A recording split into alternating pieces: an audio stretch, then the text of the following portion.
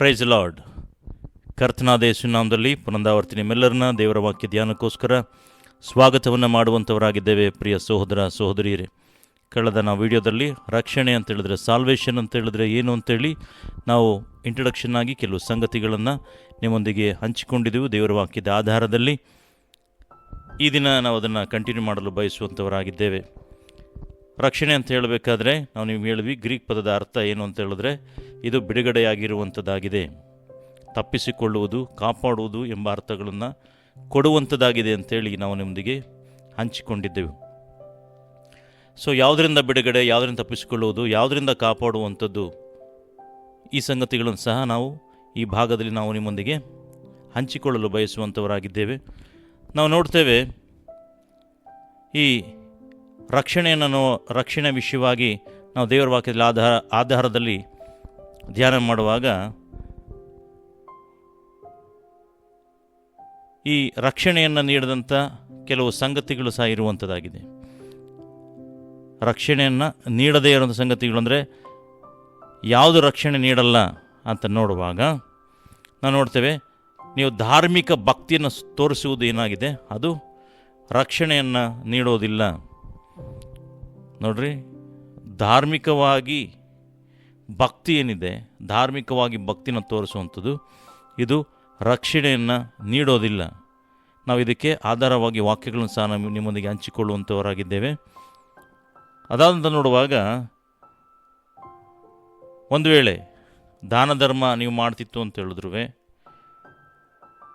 ಮತ್ತು ಇನ್ನು ಧಾರ್ಮಿಕವಾಗಿ ಪ್ರಾರ್ಥನೆ ಮಾಡ್ತಿತ್ತು ಅಂತ ಹೇಳಿದ್ರು, ಮತ್ತು ಜನಗಳ ಹತ್ರ ನೀವು ಒಳ್ಳೆಯ ಹೆಸರು ತಗೊಂಡಿತ್ತು ಅಂತ ಹೇಳಿದ್ರು, ಈ ಯಾವ ಸಂಗತಿಗಳು ಸಹ ನಿಮಗೆ ರಕ್ಷಣೆಗೆ ಪ್ರಯೋಜನ ಆಗೋದಿಲ್ಲ, ರಕ್ಷಣೆ ಹೊಂದೋದಕ್ಕೆ ಸಾಧ್ಯ ಇಲ್ಲ.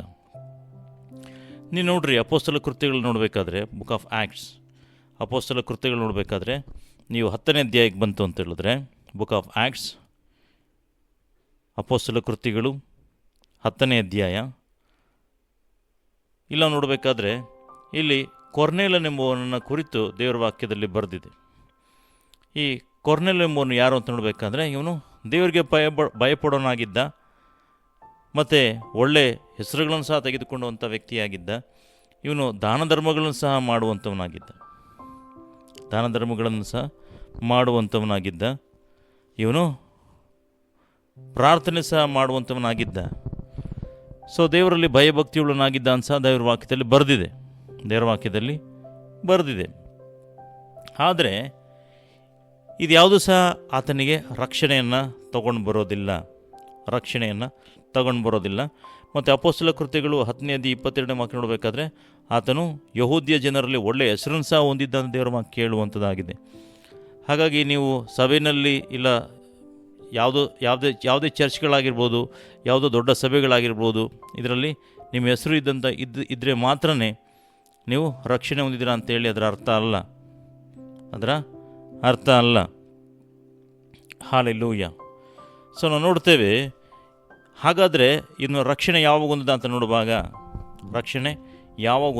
ನೋಡುವಾಗ ಅಪೊಸ್ತಲ ಕೃತ್ಯಗಳು 11ನೇ ಅಧ್ಯಾಯ 14ನೇ ವಾಕ್ಯ ನೋಡುವಾಗ, ಬುಕ್ ಆಫ್ ಆ್ಯಕ್ಟ್ಸ್ ಚಾಪ್ಟರ್ 11 ನೋಡುವಾಗ ದೇವರ ವಾಕ್ಯದಲ್ಲಿ ಬರೆದಿದೆ, ಅವನು ನಿನಗೆ ಕೆಲವು ಮಾತುಗಳನ್ನು ಹೇಳುವನು, ಆ ಮಾತುಗಳು ನಿನಗೂ ನಿನ್ನ ಮನೆಯವರ ರಕ್ಷಣೆಯಾಗುವುದು ಎಂದು ಹೇಳುವುದಾಗಿ ತಿಳಿಸಿದನು.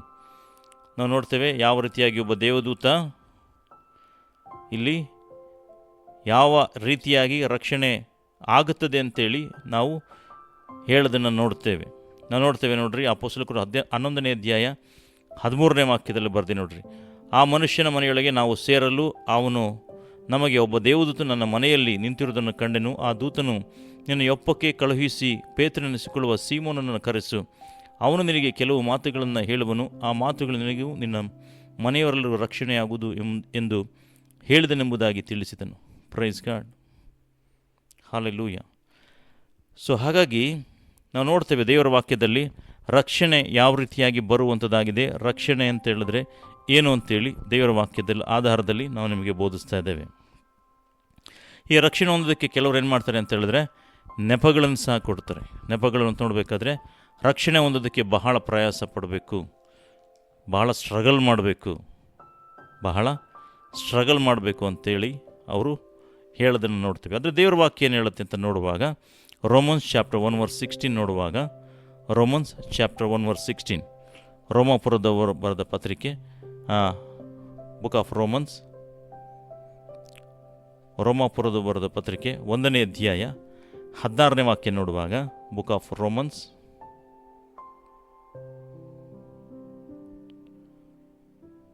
ದೇವ್ರ ವಾಕ್ಯದಲ್ಲಿ ಬರೆದಿದೆ ನೋಡ್ರಿ, ಏನಂತ ಬರೆದೆ ಅಂತ ನೋಡುವಾಗ ಇಲ್ಲಿ ನಂಬುವರೆಲ್ಲರಿಗೂ ರಕ್ಷಣೆ ಉಂಟಾಗುತ್ತದೆ ಅಂತೇಳಿ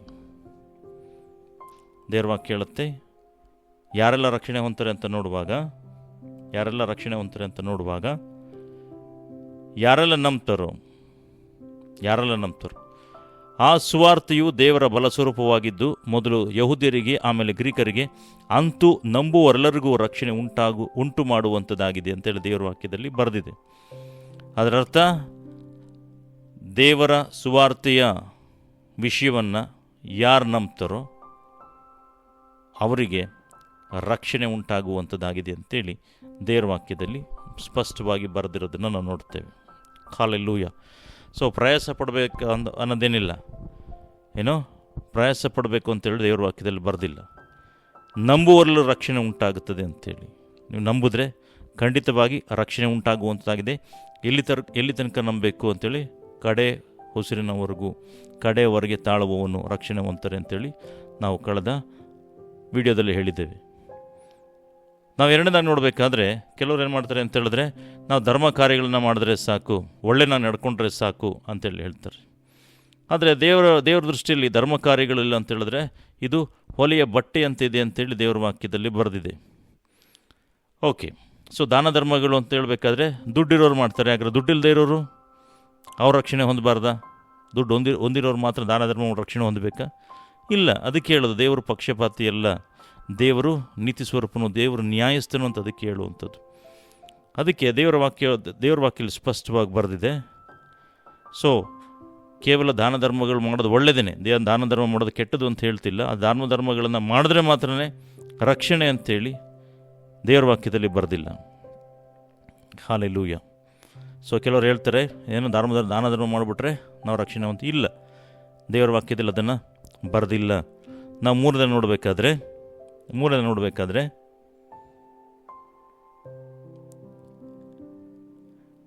ರಕ್ಷಣೆ ಹೊಂದೋದಕ್ಕೆ ನನಗೇನು ಇಷ್ಟ ಅಂದರೆ ರಕ್ಷಣೆ ಹೊಂದೋದಕ್ಕೆ ನನಗಿಷ್ಟ, ಆದರೆ ಇದು ಕಷ್ಟ ಅನಿಸುತ್ತೆ ಅಂತೇಳಿ ಹೇಳೋರು ಸಹ ಇದ್ದಾರೆ. ಆದರೆ ದೇವರ ವಾಕ್ಯ ಹೇಳುವಂಥದ್ದಾಗಿದೆ 2 ಕೊರಿಂಥಿಯನ್ಸ್ ಚಾಪ್ಟರ್ 6:2 ನೋಡಬೇಕಾದ್ರೆ, ರಕ್ಷಣಾ ದಿನದಲ್ಲಿ ನಿನಗೆ ಸಹಾಯ ಮಾಡಿದೆನು ಎಂದು ದೇವರು ಹೇಳುತ್ತಾನಲ್ಲ. ಅಂದರೆ ರಕ್ಷಣಾ ದಿನ ನಿನಗೆ ಸಹಾಯ ಮಾಡಿದೆನು. ಹಾಗಾಗಿ ದೇವರು ನಿಮಗೆ ಸಹಾಯವನ್ನು ಮಾಡುವಂಥವರಾಗಿದ್ದಾರೆ. ದೇವರು ನಿಮಗೆ ಸಹಾಯವನ್ನು ಖಂಡಿತ ಮಾಡುವಂಥವರಾಗಿದ್ದಾರೆ. ಹಲ್ಲೆಲೂಯಾ.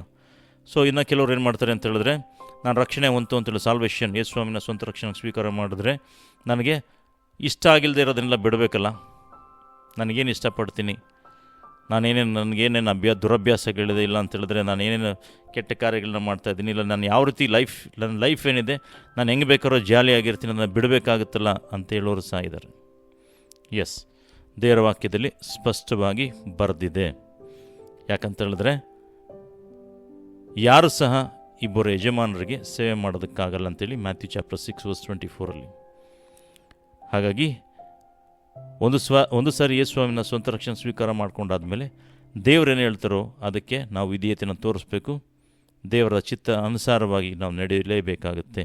ಅಂದರೆ ಯಜಮಾನನೇನು ಹೇಳ್ತಾನೋ ಅದನ್ನು ನಾವು ಮಾಡೋದಕ್ಕೆ ಸಿದ್ಧ ಆಗಿರಬೇಕು. ಎಸ್, ಹಾಗಾದರೆ ದೇವರಿಗೆ ಯಾವುದು ಇಷ್ಟನೋ ಅದನ್ನು ಮಾಡಬೇಕೇ ಹೊರತು ನಿಮ್ಮ ಇಷ್ಟದ ಪ್ರಕಾರ ಜೀವನ ಮಾಡೋದಕ್ಕಾಗಲ್ಲ, ನಿಮ್ಮ ಇಷ್ಟದ ಪ್ರಕಾರ ಬದುಕೋದಕ್ಕಾಗಲ್ಲ. ಆ ರೀತಿ ಬದುಕಿದ್ರೂ ಅದು ವ್ಯರ್ಥವಾದ ಜೀವಿತ ಆಗಿರುತ್ತೆ ಹೊರತು ಅದು ಒಳ್ಳೆಯ ಜೀವಿತ ಆಗಿರೋದಿಲ್ಲ. ಹಾಗಾಗಿ ಇಬ್ಬರು ಯಜಮಾನರಿಗೆ ಸೇವೆ ಮಾಡೋದಕ್ಕಾಗಲ್ಲ. ಹಾಗಾದರೆ ರಕ್ಷಣೆ ಹೊಂದಬೇಕು ಅಂತ ಹೇಳಿದ್ರೆ ದೇವರೇನು ಹೇಳ್ತಾರೋ ಅದರ ಪ್ರಕಾರ ನಡೆಯಲೇಬೇಕು. ನಮಗೆ ದೇವರು ಯಜಮಾನನಾಗಿ ಇರೋದರಿಂದ ಯಜಮಾನ ಏನು ಹೇಳ್ತಾನೋ ಅದನ್ನು ಕೈಕೊಂಡು ಖಂಡಿತವಾಗಿ ನಾವು ನಡೆಯುವಂಥವರಾಗಿರಬೇಕು. ಹಲ್ಲೆಲೂಯಾ. ಸೊ ಇನ್ನು ಕೆಲವ್ರು ಏನು ಮಾಡ್ತಾರೆ ಅಂತ ಹೇಳಿದ್ರೆ, ಈಗ ನನಗೆ ಸಾಲ್ವೇಷನ್, ಈಗ ರಕ್ಷಣೆ ಹೊಂದ್ಕೊಳ್ಳೋದಕ್ಕೆ ಇಷ್ಟ ಇಲ್ಲ, ಮುಂದೆ ಯಾವಾಗಲಾರು ದಿವಸಗಳು ಬರಬೇಕಾದ್ರೆ ಕೊನೆಯ ದಿವಸದಲ್ಲಿ. ಇನ್ನು ಕೆಲವ್ರು ಏನು ಮಾಡ್ತಾರೆ ಅಂತ ಹೇಳಿದ್ರೆ, ಕಳ್ಳ ಕಡೇ ಗಳಿಗೆಯಲ್ಲಿ ಒಪ್ಪಿಸ್ಕೊಟ್ನಲ್ಲ, ಆ ಥರ ಒಪ್ಪಿಸ್ಕೊಟ್ಬಿಡ್ತೀನಿ, ರಕ್ಷಣೆ ಹೊಂದ್ತೀನಿ ಅಂತೇಳಿ. ತಪ್ಪಾದ ಅಭಿಪ್ರಾಯಗಳು, ತಪ್ಪಾಗಿ ಆಲೋಚಿಸುವಂಥದ್ದು. ದೇವರ ವಾಕ್ಯದಲ್ಲಿ ಸ್ಪಷ್ಟವಾಗಿ ಬರೆದಿದೆ. 2 Corinthians chapter 6 verse 2. 2 Corinthians 2 ಕೊರಿಂಥದವರು ಬರೆದ ಪತ್ರಿಕೆ 2 Corinthians 2 Corinthians chapter 6 verse 2 ಸ್ಪಷ್ಟವಾಗಿ ಬರೆದಿದೆ. ಪ್ರಸನ್ನತೆಯ ಕಾಲದಲ್ಲಿ ನಿನ್ನ ಮನವಿಯನ್ನು ಕೇಳಿದೆನು, ರಕ್ಷಣೆಯ ದಿನದಲ್ಲಿ ನಿನಗೆ ಸಹಾಯ ಮಾಡಿದೆನು ಎಂದು ದೇವರು ಹೇಳುತ್ತಾನಲ್ಲ. ಈಗಲೇ ಆ ಸುಪ್ರಸನ್ನತೆ ಕಾಲ, ಇದೇ ಆ ರಕ್ಷಣೆಯ ದಿನ, ಇದೇ ಆ ರಕ್ಷಣೆಯ ದಿನ ಅನ್ನೋದನ್ನು ಮರಿಬಾರ್ದು. ಹಾಗಾಗಿ ದೇವರು ಈ ದಿನ ನನಗೆ ರಕ್ಷಣೆ ಕೊಟ್ಟಿದ್ದಾರೆ, ನಾಳೆ ಏನಾಗುತ್ತೋ, ನಾಳೆ ನಿನ್ನ ಲೈಫಲ್ಲಿ ಏನಾಗುತ್ತೋ ಅಂತೇಳಿ ನನಗೆ ಗೊತ್ತುಂಟ? ನಿನಗೆ ಗೊತ್ತಿಲ್ಲ. ಹಾಗಾಗಿ ಈ ಕ್ಷಣ, ಈ ದಿನ ಅನ್ನೋದು ಬಹಳ ಬಹಳ ಮುಖ್ಯ. ಹಾಗಾಗಿ ಯಾವ ಸಮಯದಲ್ಲಿ ದೇವರು ನಿಮಗೆ ಯಾರ ಮುಖಾಂತರನಾದರೂ ಸರಿ, ತನ್ನ ದಾಸರ ಮುಖಾಂತರವಾಗಿ, ವಾಕ್ಯಗಳ ಮುಖಾಂತರವಾಗಿ, ಯಾವುದೋ ಮಾಧ್ಯಮದ ಮುಖಾಂತರವಾಗಿ, ಯಾವುದಾದ್ರೂ ಸರಿ, ಹೇಗಾದರೂ ಸರಿ, ನಿಮಗೆ ದೇವರು ತನ್ನ ವಾಕ್ಯದ ಮೂಲಕವಾಗಿ ಮಾತನಾಡುವಾಗ ನೀವು ಒಪ್ಪಿಸ್ಕೊಡೋದಾದರೆ, ಯೇಸುವಿನ ಸ್ವಂತ ರಕ್ಷಣೆಯಾಗಿ ಸ್ವೀಕಾರ ಮಾಡೋದಾದರೆ, ಖಂಡಿತವಾಗಿ ನಿಮಗೆ ರಕ್ಷಣೆ ದೊರೆಯುತ್ತದೆ ಅಂತೇಳಿ ಬೈಬಲ್ನಲ್ಲಿ ಸ್ಪಷ್ಟವಾಗಿ ಬರೆದಿದೆ. ಹಾಲೆಲೂಯ. ಹಾಗಾಗಿ ಕಡೆಯ ಮೂಮೆಂಟಲ್ಲಿ ಕಳ್ಳನ ಥರ ನಾನು ಹೋಗ್ಬಿಡ್ತೀನಿ ಅಂತ ತಿಳ್ಕೊಳ್ಳೋದಕ್ಕೆ ಹೋಗ್ಬಿಡ್ರಿ, ಕಳ್ಳನ ಥರ ಒಪ್ಪಿಸ್ಕೊಡ್ತೀನಿ ಅಂತೇಳಿ. ಒಪ್ಪಿಸ್ಕೊಡೋಂಥ ಸಮಯ ನಿಮಗೆ ಸಿಗುತ್ತೋ ಇಲ್ವೋ ಅದು ಸಹ ಗೊತ್ತಿಲ್ಲ. ಹಾಗಾಗಿ ಯಾವ ಸಮಯದಲ್ಲಿ ದೇವರು ನಿಮ್ಮೊಂದಿಗೆ ಮಾತನಾಡ್ತಾರೋ ಅದೇ ಕ್ಷಣದಲ್ಲಿ, ಅದೇ ಮೂಮೆಂಟಲ್ಲಿ ಒಪ್ಪಿಸ್ಕೊಡೋದಕ್ಕೆ ಸಿದ್ಧರಾಗಿ. ಹಾಲೆಲೂಯ. ಇನ್ನು ಕೆಲವ್ರು ಏನು ಮಾಡ್ತಾರೆ ಅಂತ ಹೇಳಿದ್ರೆ, ನಾನು ರಕ್ಷಣೆ ಹೊಂದ್ತೀನಿ, ಆಮೇಲೆ ನಂಗೆ ಸರಿಯಾಗಿ ನಡೆಯೋಕ್ಕಾಗದೇ ಇದ್ದರೆ, ಬಿದ್ದೋದ್ರೆ, ಈ ರೀತಿ ಎಲ್ಲ ಆಲೋಚನೆ ಮಾಡೋರಿದ್ದಾರೆ. ಈ ರೀತಿ ಸಹ ಆಲೋಚನೆ ಮಾಡೋರಿದ್ದಾರೆ. ರಕ್ಷಣೆ ಹೊಂದಾದ್ಮೇಲೆ ನಾನು ಸರಿಯಾಗಿ ನಡೆಯಿಲ್ಲ ಅಂತ ಹೇಳಿದ್ರೆ, ಆ ರೀತಿ ಆಲೋಚನೆ ಮಾಡೋರಿಗೆ ದೇವ್ರ ವಾಕ್ಯ ಏನು ಹೇಳುತ್ತೆ ಅಂತ ಹೇಳಿದ್ರೆ, ಜೂಡ್, ಬುಕ್ ಆಫ್ ಜೂಡ್,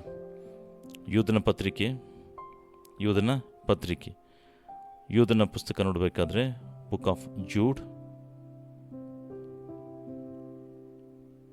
24ನೇ ವಾಕ್ಯವನ್ನು ನೋಡುವಾಗ, ಎಡವಿ ಬೀಳದಂತೆ ನಿಮ್ಮನ್ನು ಕಾಪಾಡುವುದಕ್ಕೂ ತನ್ನ ಪ್ರಭಾವದ ಸಮಕ್ಷಮದಲ್ಲಿ ನಿಮ್ಮನ್ನು ನಿರ್ದೋಷಿಗಳನ್ನಾಗಿ ಹರ್ಷದೊಡನೆ ನಿಲ್ಲಿಸುವುದಕ್ಕೂ ಶಕ್ತನಾಗಿರುವ ನಮ್ಮ ರಕ್ಷಕನಾದ ಒಬ್ಬನೇ ದೇವರಿಗೆ, ನಮ್ಮ ಕರ್ತನಾದ ಯೇಸು ಕ್ರಿಸ್ತನ ಮೂಲಕ ಪ್ರಭಾವ, ಮಹತ್ವ, ಅಧಿಪತಿ, ಅಧಿಕಾರಿಗಳು ಎಲ್ಲ ಕಾಲಕ್ಕಿಂತ ಮೊದಲು ಇದ್ದಾಗೆ ಈಗಲೂ ಯಾವಾಗಲೂ ಇರಲಿ. ಆಮೇನ್. Praise God. ಸೊ ದೇವರ ವಾಕ್ಯದಲ್ಲಿ ಸ್ಪಷ್ಟವಾಗಿ ಬರೆದಿದೆ, ಎಡವಿ ಬೀಳದಂತೆ ನಿಮ್ಮನ್ನು ಕಾಪಾಡೋದಕ್ಕೂ ತನ್ನ ಪ್ರಭಾವದ ಸಮಕ್ಷಮದಲ್ಲಿ ನಿಮ್ಮನ್ನು ನಿರ್ದೋಷಿಗಳನ್ನಾಗಿ ಹರ್ಷದ ನಿಲ್ಲಿಸುವುದಕ್ಕೂ ಅಂತೇಳ್ಬಿಟ್ಟು. ಅಂದರೆ ನೀನಿಲ್ಲಲ್ಲ, ನೀನು ನಡೆಯೋದಲ್ಲ, ದೇವರು ನಡೆಸ್ತಾರೆ, ನೀನು ನಡಿಬೇಕಷ್ಟೇ. ಹಾಲೆಲೂಯ. ದೇವರು ನಿಮ್ಮನ್ನು ಬೀಳದಂತೆ ನಿಮ್ಮನ್ನು ಕಾಪಾಡೋದಕ್ಕೆ ದೇವರು ಶಕ್ತನಾಗಿದ್ದಾನೆ. ಅದಕ್ಕೋಸ್ಕರನೇ ನೀವು ನಡಿತೀನಿ ಅಂತ ಹೇಳ್ಬೇಡ್ರಿ, ನಾನು ನಡಿತೀನಿ, ನಾನು ಇರ್ತೀನಿ ಅಂತೇಳಿ ಹೇಳೋದಕ್ಕೆ ಹೋಗ್ಬಿಡ್ರಿ.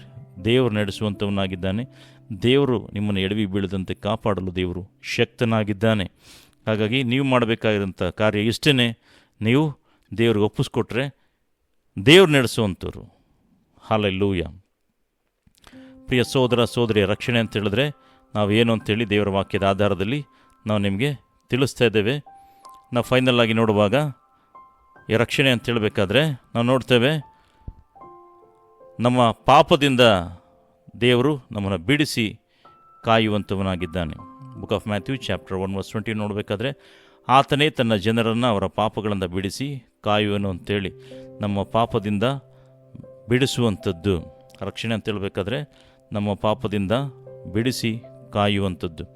ಎರಡನೇದಾಗಿ ನೋಡುವಾಗ ದೇವರ ಕೋಪದಿಂದ, book of Romans chapter 5 verse 9 ನೋಡಬೇಕಾದ್ರೆ, ಆತನ ಮೂಲಕ ಬರುವ ಕೋಪಕ್ಕೆ ತಪ್ಪಿಸಿಕೊಳ್ಳುವುದು ಮತ್ತು ನಿಶ್ಚಯವಲ್ಲವೇ. ದೇವರ ಕೋಪದಿಂದ ತಪ್ಪಿಸ್ಕೊಳ್ಳೋದಕ್ಕೆ ನಾವು ರಕ್ಷಣೆಯನ್ನು ಹೊಂದಬೇಕು. ಬುಕ್ ಆಫ್ ರೋಮನ್ಸ್ ರೋಮಾಪುರದವರು ಬರೆದ ಪತ್ರಿಕೆ, book of Romans chapter 5 verse 9. ಈಗ ನಾವು ಆತನ ರಕ್ತದಿಂದ ನೀತಿವಂತರಾಗಿರಲಾಗಿ ಆತನ ಮೂಲಕ ಬರುವ ಕೋಪಕ್ಕೆ ತಪ್ಪಿಸಿಕೊಳ್ಳುವುದು ಮಸ್ತು ನಿಶ್ಚಯವಲ್ಲವೇ? ಹಾಲೆಲೂಯ. ದೇವರಿಗೆ ವೈರಿಗಳಾಗಿದ್ದ ನಾವು ಆತನ ಮಗನ ಮರಣದ ಮೂಲಕ ಆತನೊಂದಿಗೆ ಸಮಾಧಾನವಾಗಿರಲಾಗಿ ಆತನ ಕೂಡ ಸಮಾಧಾನವಾದ ನಮಗೆ ಆ ಮಗನಿಗಿರುವ ಜೀವದಿಂದ ರಕ್ಷಣೆಯಾಗುವುದು ಮತ್ತು ನಿಶ್ಚಯವಲ್ಲವೇ? ಹಾಲೆಲೂಯ. ದೇವರ ಕೋಪದಿಂದ ತಪ್ಪಿಸಿಕೊಳ್ಳುವಂಥದ್ದು. ಮೂರನೇ ನೋಡಬೇಕಾದ್ರೆ ಸೈತಾನನ ತಪ್ಪಿಸಿಕೊಳ್ಳುವಂಥದ್ದು ನಾವು ನೋಡ್ತಾ ಇದ್ದೇವೆ. ಸೆಕೆಂಡ್ ತಿಮೋತಿ 2 ತಿಮೋತಿಯವರು ಬರೆದ ಪತ್ರಿಕೆ, second Timothy chapter 2 verse 26. 2 Timothy 2ನೇ ಅಧ್ಯಾಯ 26ನೇ ವಾಕ್ಯವನ್ನು ನೋಡುವಾಗ,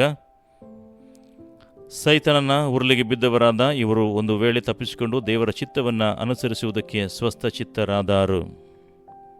ಹಾಲೆಲೂಯ. ಸೈತಾನನ ಉರುಳಿಗೆ ಬಿದ್ದವರಾದ ಇವರನ್ನು ಒಂದು ವೇಳೆ ತಪ್ಪಿಸಿಕೊಂಡು ದೇವರ ಚಿತ್ತವನ್ನು ಅನುಸರಿಸುವುದಕ್ಕೆ ಅಂತೇಳಿ. ಹಾಲೆಲೂಯ.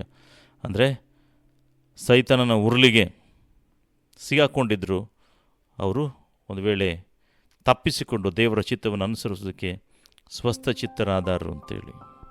ಅಂದರೆ ಸೈತಾನನ ಉರುಳಿಗೆ ತಪ್ಪಿಸಿಕೊಳ್ಳುವಂಥದ್ದು. 4 ನೋಡಬೇಕಾದ್ರೆ ಆತ್ಮಿಕ ಮರಣದಿಂದ ಪಾರಾಗುವಂಥದ್ದು ನಾವು ನೋಡ್ತಾ ಇದ್ದೇವೆ.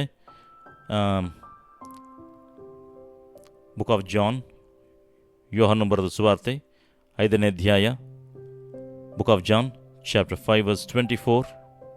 ಯೋಹನ ಬರೆದ ಸುವಾರ್ತೆ 5ನೇ ಅಧ್ಯಾಯ 24ನೇ ವಾಕ್ಯ ನೋಡುವಾಗ, ನಿಮಗೆ ನಿಜವಾಗಿ ಹೇಳುತ್ತೇನೆ, ನನ್ನ ವಾಕ್ಯವನ್ನು ಕೇಳಿ ನನ್ನನ್ನು ಕಳುಹಿಸಿದ ಆತನ ನಂಬುವವನು ನಿತ್ಯ ಜೀವನ ಹೊಂದಿದ್ದಾನೆ, ಅವನು ತೀರ್ಪಿಗೆ ಗುರಿಯಾಗುವುದಿಲ್ಲ, ಮರಣದಿಂದ ಪಾರಾಗಿ ಜೀವಕ್ಕೆ ಸೇರಿದ್ದಾನೆ ಅಂತೇಳಿ. ಅಂದರೆ ಆತನು ಆತ್ಮಿಕ ಮರಣದಿಂದ ಪಾರಾಗ್ತಾನೆ, ಜೀವಕ್ಕೆ ಸೇರಿದ್ದಾನೆ ಅಂತೇಳಿ ದೇವರ ವಾಕ್ಯದಲ್ಲಿ ಸ್ಪಷ್ಟವಾಗಿ ಬರೆದಿದೆ. ಹಾಲೆಲೂಯ.